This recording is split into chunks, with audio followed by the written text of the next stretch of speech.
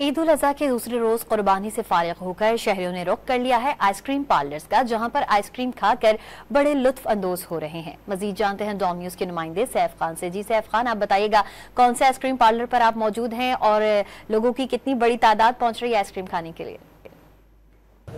जी बिल्कुल, इस वक्त मैं सरगोदा के अंदरूनी शहर में मौजूद हूँ कि अगर बात की जाए ईद उल अजहा की तो आज ईद उल अजहा का दूसरा रोज है और लोग जो है कि ईद की कुर्बानी से फारिग होकर फैमिलियों ने, शहरियों ने आइसक्रीम पार्लरों का रुख कर लिया। और यहाँ पर जो है कि एक पाकिस्तान से बनने से पहले कदीम दुकान है जहाँ पर रश हो रहा है, जहाँ पर फैमिली आ रही है। इस वक्त हमारे साथ उस दुकान के ऑनर मौजूद है, हम उनसे बात करते हैं कि आखिरकार इनकी आइसक्रीम में ऐसी कौन सी बात है कि जो लोग ज्यादा पसंद करते हैं। एक तो हम सारी चीजें खालिस इस्तेमाल करते हैं, कोई सिंथेटिक नहीं।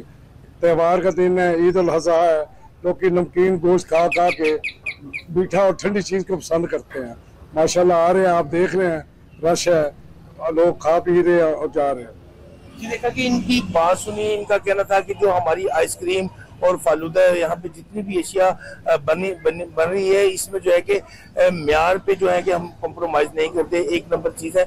इसी वजह से लोग जो है कि पसंद करते हैं और इसी वजह से लोग खाने के लिए आ रहे हैं। सैफ खान अपडेट कर रहे थे, शुक्रिया आपका।